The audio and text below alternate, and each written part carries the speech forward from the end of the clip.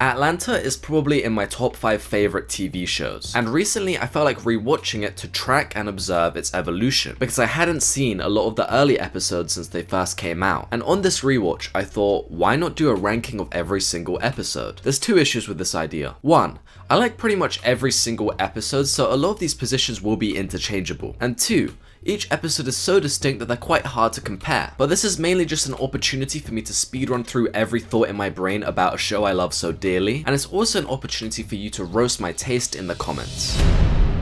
There's only 1 episode in this tier, and it's the only episode of the show that I would struggle to say that I like. I'm referring to... Oh my god, girl, this is a hand! Bitch, this is a whole hand! Oh my god! This episode's main purpose is to wrap up Van's Season 3 Identity Crisis arc. An arc which, while it makes sense for the character, isn't necessarily something I enjoy watching. This whole episode basically exists to build up to this scene where she comes clean about her erratic behavior. They could have built absolutely any episode they wanted around this scene, and they chose this.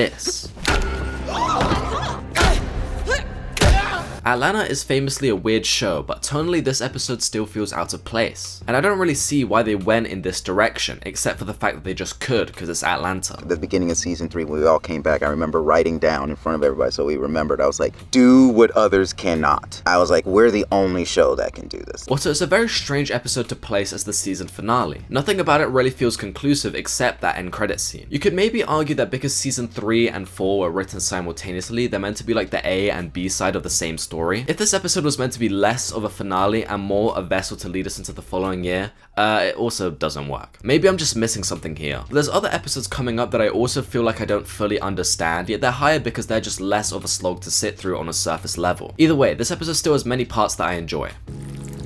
Stop! These C-tier episodes are enjoyable, but they don't wow me, so I would consider them like average for Atlanta. But compared to TV in general, these would be like a high B tier. You think you got all the time in the world, but in actuality, you're gonna be Ice Cube's best friend in Are We There Yet 5. In this one, Earn tries to hire D'Angelo, while Alfred becomes a talent manager. I like how this episode references back to Earn's dream in the pilot. Since you were 8, you always had a dream. I had a weird dream. Where you were swimming. I was swimming in this pool, but it was like the ocean, and I was swimming through seaweed, but it wasn't seaweed, it's like hands. And below are hands grasping to reach you. And I like its comments on how hard it is to stay at the top of the music industry. However, I think its satire on the new generation of rappers is a little off. Yes, white rappers are becoming more accepted, and yes, any teenager with an internet connection tries succeeding as a rapper online, but I don't think either is representative of this new wave. Also, Yodel Kid in 2022. This episode drags as well. Maybe if I knew more about D'Angelo, I would like it more. Still a solid one despite my critiques. Nigga, you all lives mattered my shit. Hell no, I ain't happy. Alfred gets frustrated with the fashion company, Darius's Jollof gets gentrified, and Van starts being weird. This episode takes aim at a lot of things, specifically racism in the fashion industry and performative activism. It's a little forgettable and drags a bit, but the rewatch was worth it for that "We're all from some hood" ad campaign. That was hilarious. We're all from some hood.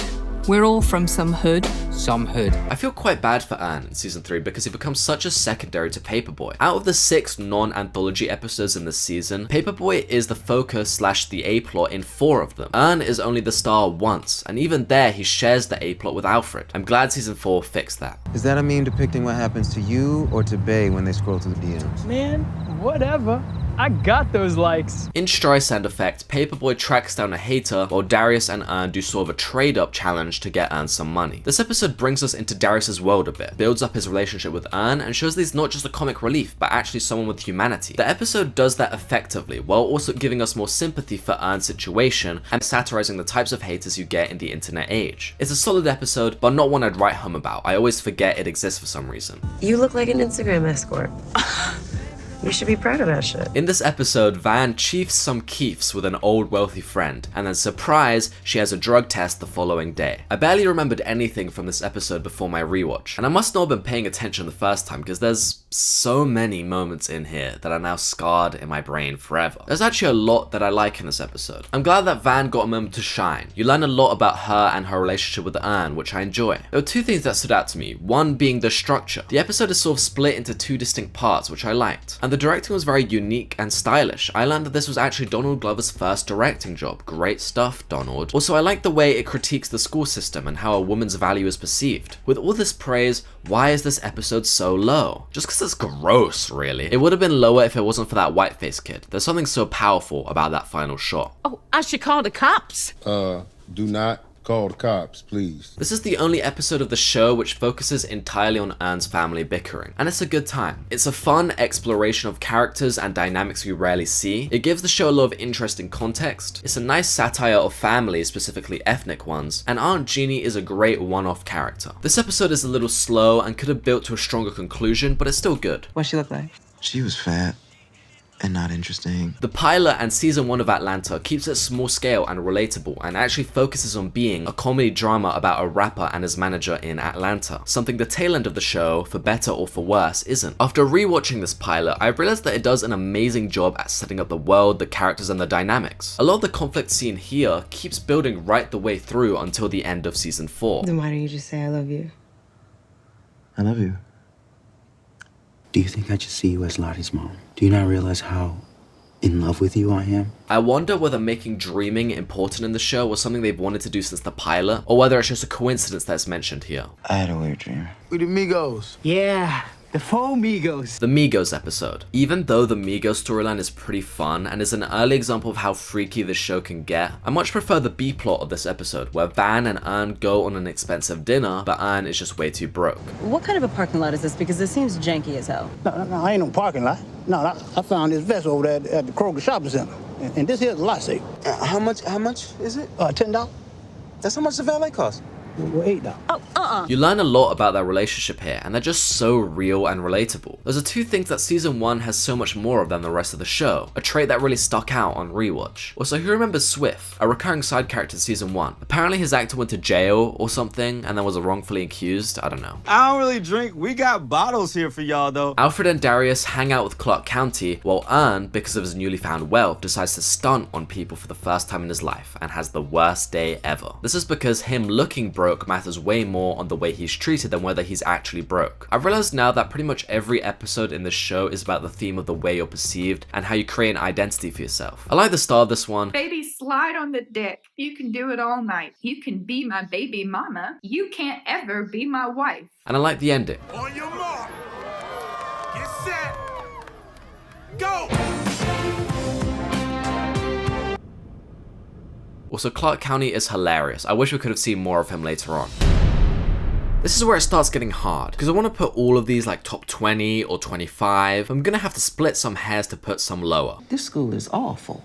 Awful? Yes. In the season finale, Earn does a run around town trying to wrap up everything before he goes on a European tour with Alfred and Clark County. I like little things in this episode, like the way it critiques the school system and how a child's environment both with school and at home can really hold them back from reaching their potential, and how wealth holds back parents from being able to give their child good opportunities. However, the main talking point of this episode is the ending, where the golden gun, Chekhov's gun, comes back. Earn forgets that he brought it with him to the TSA, so to save himself and Alfred, he plants it in Clark County's back. Alfred, for the whole of season 2, hasn't been the biggest fan of Earn as his manager, but this action of Earn actually gains Paperboy's respect since it shows his commitment. Alfred then critiques how everyone in this industry is selfish, and he is proven right seconds later when it's revealed that Clark County threw his manager under the bus when the golden gun was found in his bag. Now, Clark County is very obviously meant to be a satire on Chance the Rapper, and I'm just wondering, why did Donald Glover choose to make him such a bad guy? Is Chance actually like this in real life, / does Donald have something personal against him? Or do the Chance-Clark similarities not go that deep? I want to know. Babe, do you know what would be so great?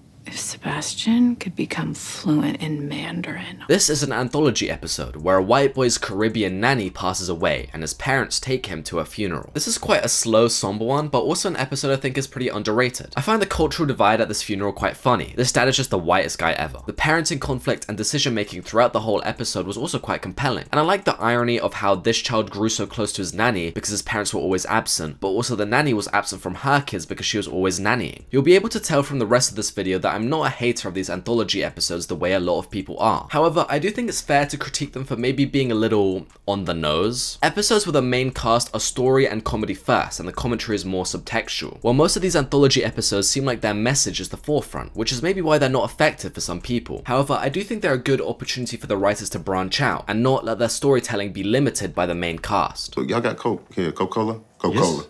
Yes, there we will.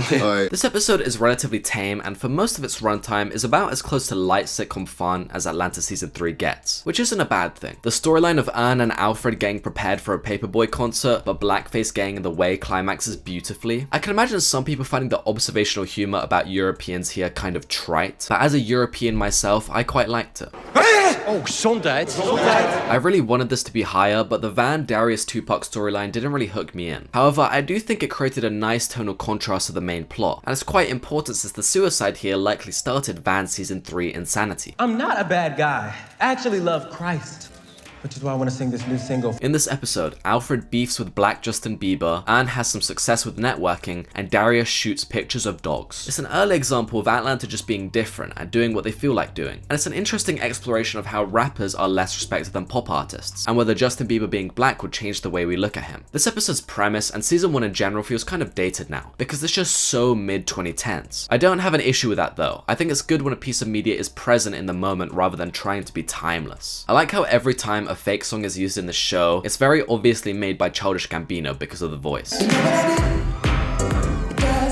I'm the white Liam Neeson, bruv. I will track you down. I think Cancer Attack is a very well-paced episode, though I do think the Wild Goose Chase premise of it better suits the 24-minute episodes you'd find in Season 1 rather than the 33 minutes it's given here. This one's a nice subtle exploration of Alfred's repressed feeling of being lost in his career, as well as a look into the motivations behind Sox's character. He's very clearly someone who'd go to crazy lengths just for some validation and respect, making him very fake and therefore not respectable at all. Both him and the nephew in this episode walk a very tightrope between being hilarious and unwatchably annoying, which I think is kind of the point. Even though the ending of this episode reveals who stole Paperboy's phone, it gives you more questions than it does answers, which I'd normally be fine with, but a Goose Chase premise works best when the ending is like a no way, it all makes sense, instead of a but wait, why did he, you know what I mean. Either way, it's a funny one, and it's set in Budapest and I'm Hungarian. Even the smallest amount of Hungary representation gets me hyped, so I'm biased here. Let's do it again, and just like this time like you're at a party and everything's crazy.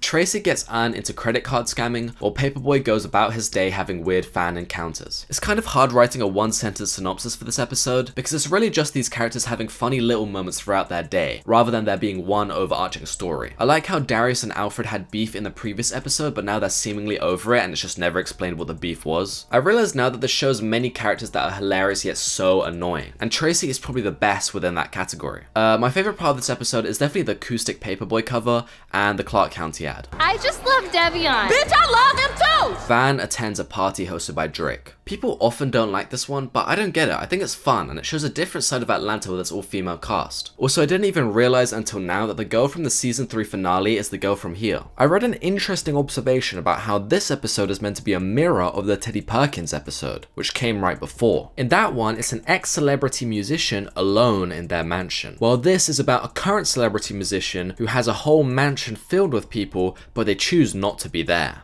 Well, you cleaned me out. Hey, I ain't cleaned you out like that ghost did.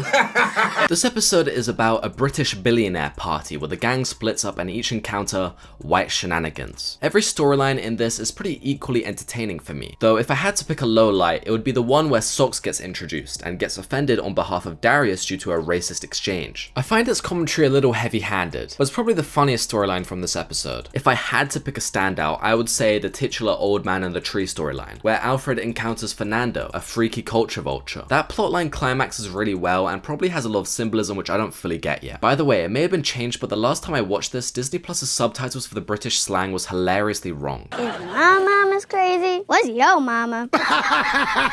Van brings Lottie to a TV set, and everything goes awry when the creator, Mr. Chocolate, spontaneously casts Lottie in an important role. This is an episode that really improved for me on rewatch. I think because on my first watch I wasn't really aware of the influences. This episode for one shows that child acting stinks. I see a lot of Dan Schneider and Mr. Chocolate, but its main focus is critiquing certain black shows that claim to be empowering black people, but in reality are very poorly made and reinforce certain stereotypes. I think this episode builds a good mystery, and it's nice seeing an episode focused on Van and Lottie. Ding ding, how about some service? Wow. In Helen, Van excitedly takes Ern to a German festival, and then her day gets ruined, largely due to relationship troubles. This is a painfully relatable one, and Ern is pretty mean here. At the start, the way he acts is at least understandable, whether you think he's being a baby or not, because clearly this event makes him uncomfortable. You look so good. Oh. But by the end, it becomes about more than just the event. It becomes about their relationship, more specifically Van's want for a more committed partner, as well as her believing that Ern is selfish. And the way that Ern acts during the conflict makes you want to strangle him. I know this arrangement works for me. At the same time, if he doesn't feel the same way as Van, he doesn't feel the same way as Van. He just shouldn't go about it the way he did. It's interesting how even though he's smarter than Paperboy on paper, success affects Ern way more and way worse than it does Al. I find the darker side of Ern explored in season 2 very compelling, and it makes you wonder, can I even feel bad for this horse anymore? This isn't my observation, but the show in both this episode and most of season 3 paints Europeans as being quite intimidating and strange and dangerous, which is a nice reversal on how black culture in media is stereotypically presented in that way. This is a very compelling, thought-provoking one, and I like the comical, almost Black Mirror-y approach they took with the reparations issue. This is maybe explained and I just didn't catch it, but are these anthology episodes real? Like, is Ern and the gang aware of this stuff happening, or is it all a dream? That white guy from 3 Slaps returns here, and 3 Slaps was seemingly a dream, so does his return make this episode Ern's dream? But I do also think he's mirrored after that person who apparently appears in everybody's dreams in real life. So maybe the story is happening in somebody else's brain. It does very much feel like an irrational nightmare a white person would have about what may happen and how they think reparations would go down. Maybe this is Sox's dream. It could also be Lottie's, who knows? You say Aaron. It's kind of black. It's in the Bible. A mixed race high schooler tries to win a full college scholarship by proving he is black. This episode is very dense with commentary and satire, but at the end of the day, it focuses mainly on the perils of being mixed race and how race isn't just your biology but your culture. This episode brings to light that you have to pick sides and abide by stereotypes to be accepted, and it argues that it really shouldn't be that black and white. Like the colors of the episode. This one ends really strong. I like the old school horror film aesthetic, and I like how the cop saying freeze comes back. I respect these anthology episodes because they're a great way for Atlanta to touch on a variety of black issues that don't necessarily apply to the main cast. Sometimes they do apply, like how Ern's whiteness applies here to some degree. Hey guys, this is my white voice. Where's the blow at, man? That's how you sound exactly like yourself, man. That's not funny. You guys are bullying him. But making it a completely separate world with separate characters allows for a much more nuanced episode, which can often recontextualize the episodes with a main cast. It's a tool that I think the writers used effectively. Yeah, one more for the Insta sluts, one more for the Insta back to back. In Streets on Lock, Ern has to hang out in custody while he waits for Van to bail him out. I don't have much to say about this one. Every scene is just really funny. I'm not one to laugh out loud while watching TV by myself, but this one just hit the spot on rewatch. It's a great satire on the jail system and even the treatment of trans people. Hey, is that Erica from Stranger Things? Peter Brookfield went on 6 dates between 2012 and 2014, and he's the last American white I've kissed. Paperboy goes on a blue blood scavenger hunt. Ern and Van keep seeing their exes, and Darius gets chased by an old lady who thinks he stole an air fryer. I do like this episode. It wouldn't be this high if I didn't, but I can't help but think that the characters by season 4 feel a little soulless? Maybe that's not the right word, but the show by this point has leaned so far into that dreamy eeriness that every character talks kind of robotically, which is a huge contrast to season 1 and 2 where the characters feel real. Not necessarily a bad thing, but an observation I had. This episode is a nice return to the city of Atlanta after season 3. I like how it feels nostalgic, but the characters are also sort of out of place, like they've outgrown where they grew up. Who want to party with Team Paperboy?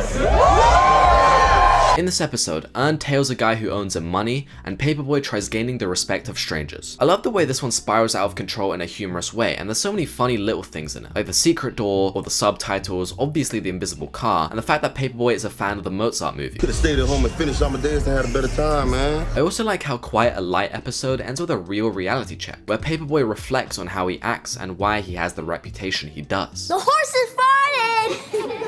No. In the A plot, Ern goes to therapy, while in the B plot, we follow this new character whose manuscript is going to get turned into a book. The whole episode is kind of tense, because you know these storylines have to connect eventually, but still, when they eventually do, it's rough. I like the therapist and the whole mood his scenes have, I like the return of Tracy, but the main appeal of this episode is definitely being able to explore Ern's psyche for a bit, which is always something I enjoy. Ern may be my favorite character, I don't know. He's a fan of spite and revenge, he can get carried away and use his wealth harmfully, he was abused by a family member, and there must be some significance to both of his vengeance tangent story being about white women. A lot of these traits we've seen before, but this episode is definitely the peak of them, and it's the first time he's acknowledged these shortcomings. This is a very important one. I love these episodes. Not the biggest titties, like they were pretty big, yeah. Yawn wakes up in the house of a guy he's cool with. I mean, it's like, we cool, but we ain't cool. Sorry, I meant in the house of a guy he's not cool with, and he can't find his jacket. He spends the whole episode chasing it, resulting in a gunfight and some great deadpan humor. We learn that he's not actually interested in the jacket, but instead in keys that are in the jacket, which open a storage unit that he sleeps in. For this whole finale, he was chasing his shelter, his survival, which is kind of full circle because him chasing money in all the previous episodes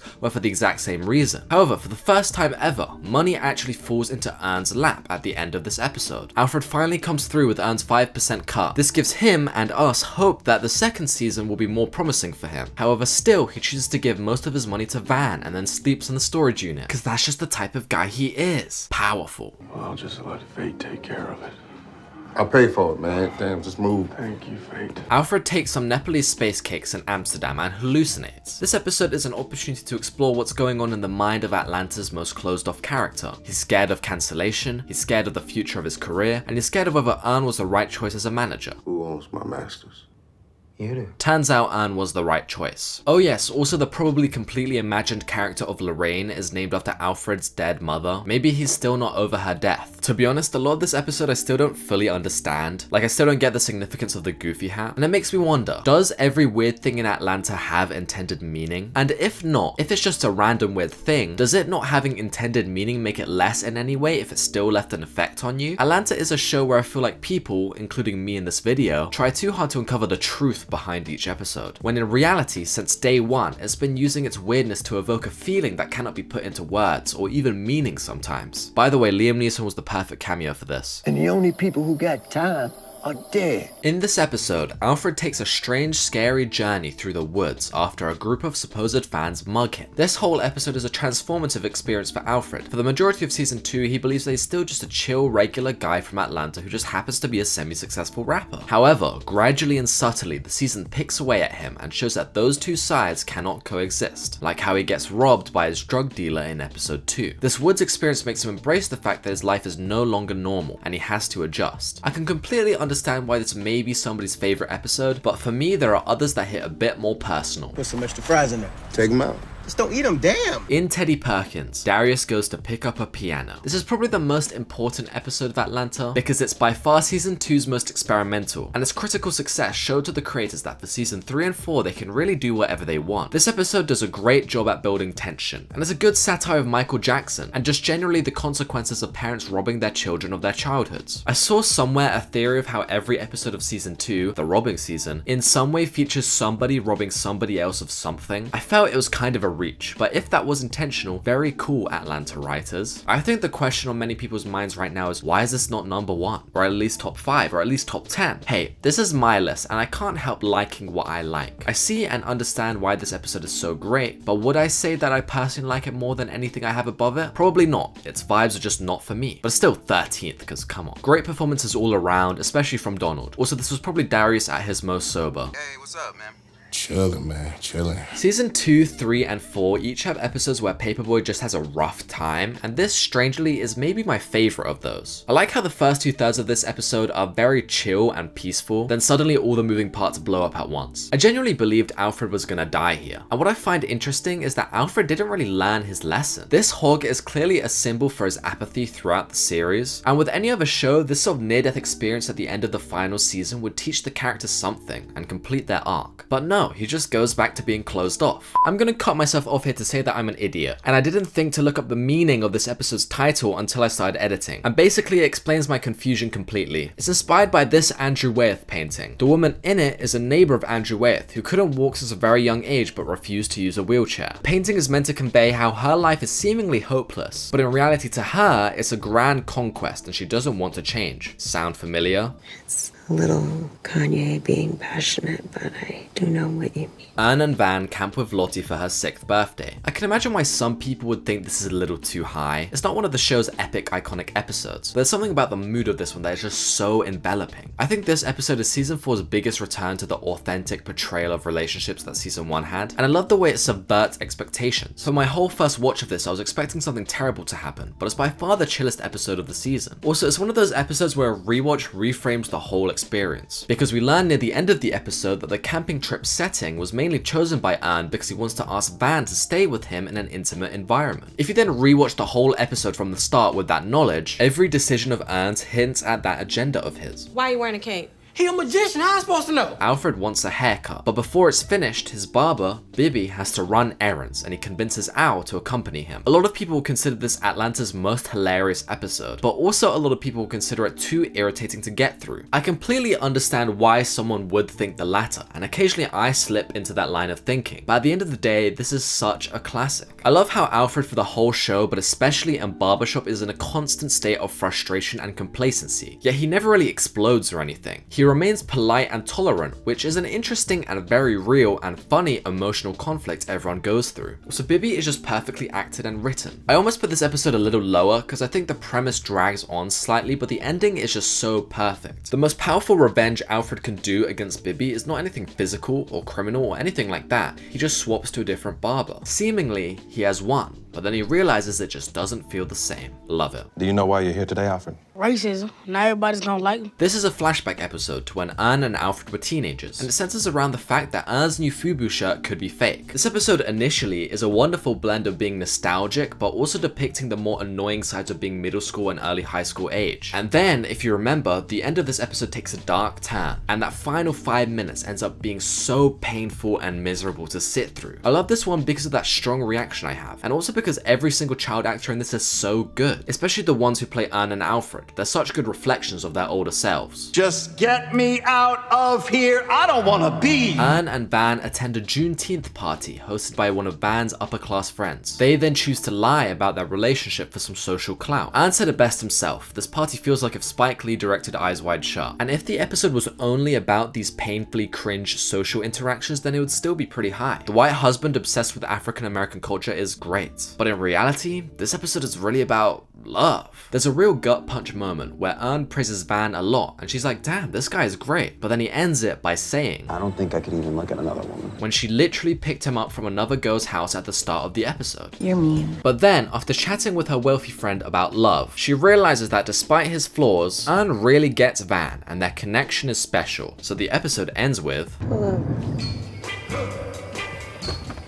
I kind of skimmed through that emotional arc, it's better if you actually watch it, but still, what a beautiful, powerful human story. Almost as powerful as the Jim Crow slam poetry. We're the only two motherfuckers in here. Did it walk out the door? The opening shootout of this is a great mood setter for this episode, and just season 2 in general. Anne was never that close to Alfred in season 1, but he was still a friend and family member who was reliably there. But in season 2, because of Paperboy's success, Anne's closeness with his cousin is a little bit in jeopardy. So as a way to stay on Al's good side, Anne travels to Florida with Darius to check in with Uncle Willie, who allegedly kidnapped his girlfriend and has an alligator. Most of the episode is Anne and Darius trapped in this house with Willie while police wait outside. Cat Williams' performance is just amazing, and his character is a great reflection of Anne. He's sort of meant to be what Anne might become if he continues his lack of success. A strange old man who at one point had promise and respect but ultimately is a failure. This insecurity defines Anne in season 2. It's why he clings so much to Alfred and why he keeps trying to change the way people see him. Oh yes, also it was genius writing that they turned the idea of the Florida man into one person. Love that. I'm so sick and tired of your fat fucking mouth. Open. In North of the Border, Paperboy is quick to regret his decision to play a show at a college campus that Anne arranged. I love the way this episode spirals out of control, and I love the conflict at the heart of it. Anne at this point in the show is a bad manager, but he's really trying. Something Alfred isn't willing to do. He just wants opportunities to fall in his lap. Something which cannot happen when he has a manager of Anne's status. The frustration within this episode is visceral, and I like how you can understand every character's side while also wanting to punch every character. Speaking of punching, I love the tragic end of this episode where Yawn tries to release all his frustration by fighting Tracy. Tracy, to Yawn, is a symbol for him losing respect from his cousin and being pushed out of the group. In any other show, Yawn would triumphantly beat Tracy, but no, Yawn gets destroyed and the frustration has no resolution. It's maybe my favorite scene in the show. Also, I must say that I have a weird bias towards this one because of that pajama party setting. Everyone who knows me in real life knows I'm always walking around like this. My life's like a movie, my eyes are like a Uzi, jacuzzi. Get the fuck out of the way! In this episode, Alfred learns that a serial killer has exclusively been killing people who did Soulja Boy's Crank That challenge back in the day. Unfortunately for Alfred, he's seemingly the next victim. Oh yes, also Yawn and Darius try to buy some rare shoes. The reason I love this episode is because it's 20 minutes of slow burn build up and then every storyline just explodes at the same time within the space of 5 minutes. It was very hilarious and fitting seeing everyone in that mall pull out a gun to the point where you lose track of who's shooting at what. Also the fact that the guy chasing Alfred wasn't even the Crank That killer but just an old friend of his, genius stuff. I am Amber, but you can call me Mom. In 3 Slaps, a young child ends up in foster care and discovers the horrors of living with a white lesbian couple. It's my favorite season 3 anthology episode because it's so powerful and chilling, and every time I watch it I get something new out of it. It has some great commentary about the contrast between black and white families, the harm of white saviors, and the whole idea of losing your identity. I know when it first aired it was semi-controversial amongst fans because the show had been gone for a while, and then coming back with an episode that didn't feature the main cast must have been very frustrating to live viewers. But taking that out of account, I think it's such a strong episode. Atlanta is great at taking niche-ish world events and putting them into the show with real purpose, and this one is probably the peak of that for me. I don't know, about 30 minutes? Maybe 35? This is the show's finale where Darius has a trippy time dreaming in a sensory deprivation tank, while the rest of the gang visit a friend's new black-owned sushi restaurant. I like how season 4 one by one wraps up the story of each character in their final episodes, and saving Darius for last was a wise choice because it meant that they could do this great was the whole show Darius's dream type of ending, which is cool but it's a little over discussed. So I'll talk about some slightly niche things I enjoyed about this episode, like the theory that Darius's dreams are him being visited by the 3 ghosts of his life. The first being his ex-girlfriend, the second being his dead brother, and the third being his friends who are now moving on from him. I like the way we learn more about Darius's backstory in this one, and I love the way the set decoration when he's with his brother is frozen in time to around the early 2000s when his brother died. On first viewing, the sushi restaurant storyline in this didn't really click with me. It just didn't feel climactic enough for a season finale, but after a while I realized this meant to be a symbol for the whole show. Firstly, it being a fusion of black and Japanese culture is meant to reflect the 3 main creators of Atlanta. Along with this, the owners of the restaurant feel jealous that the fast food opposite them is more successful. This is either a comment on how Atlanta was less successful than some of its less experimental contemporaries, or it could be a comment on how what the fans wanted from the show wasn't what the creators wanted from the show. And then it just hit me. I'm white. In this episode, Paperboy goes on a talk show to defend himself for transphobic lyrics that he said. While both the lyrics and Paperboy's actions get blown out of proportion, this episode does still critique his ignorance and insensitivity about the trans community, along with primarily critiquing the person he's debating against for being ignorant about the black community. However, by the end of the episode, the character you dislike the most is the host. He's meant to be a satire of how the media positions themselves to seem like the honorable adult in the room, but in reality they're just stirring conflict for financial gain. Even though everything I just said is true, it's definitely not why this episode is this high. It is just hilarious. The whole thing has these fake ads going on which are great. My favorite is probably the Coconut Crunchers one, but the real highlight of this episode is definitely Harrison. I'm a 35-year-old white man. The first time he's introduced is probably my favorite comedic sequence of the entire series, and the way his character ends off this episode is the hardest I've laughed over all of Atlanta. He made the blackest movie of all time. The Goof Who Sat by the Door is the final anthology episode of the series, and it's a fictionalized documentary about the creation of the Goofy movie. I don't think this is the majority opinion, but I know many people who see this episode as boring, which is fine, but in my opinion this is undeniably the best of the show. On first watch I found it really intriguing. The documentary format absorbs you into the life of Thomas Washington, and once it clicks that it's fictionalized, it's fascinating thinking about and researching later on what is real, what isn't, what were the inspirations for the character, etc, etc. And then after you have all of that in your brain, the rewatch is hilarious because it's just so stupid. I think the reason Atlanta chose to place this episode so near the end of the show is because Atlanta is Thomas Washington's Goofy movie. Thomas wanted to Trojan horse his message about black society in a Disney product, the same way Donald wanted to in a show about rappers. But let's not get too deep here. This is number 1 because I find it funny. sorry. Now that we got that out of the way, let's just rank the seasons quickly. Bottom is season 3 with 4 stars. You can tell from my rating that I like this season. I'm not one of those season 3 haters. However, for me, it doesn't have as many highlights as the others do. And I think as a season of television, it's a little too all over the place and therefore is less satisfying than the others. I do respect just how different it is though, and I love the European setting. Third place has to be season 1. It gets the same rating as 3, but for the complete opposite reasons. Season 1 keeps it simple and conventional and tidy, which makes for a fun, casual watch, but it's not daring enough for me to consider it a go. Second is season 4, and first is season 2. I think 4 is a great combination of everything that the show represents, and originally it was first. However, on a rewatch, I felt there were a couple lackluster episodes, which didn't really stick with me and kind of held it back. While season 2, I don't think has any misses really, and it has so many back-to-back-to-back classics. The first half of Atlanta and the second half of Atlanta have 2 very distinct vibes, and I think season 2 is the best of both worlds, because it has those experimental freaky episodes, but it still keeps its relatability and has a cohesive season arc with those OG Atlanta vibes. Now here are some miscellaneous stats and rankings, pause if you want to read them, and I think I'll end this video by me showing my top 5 favorite title cards. Around me trying to dodge bullets.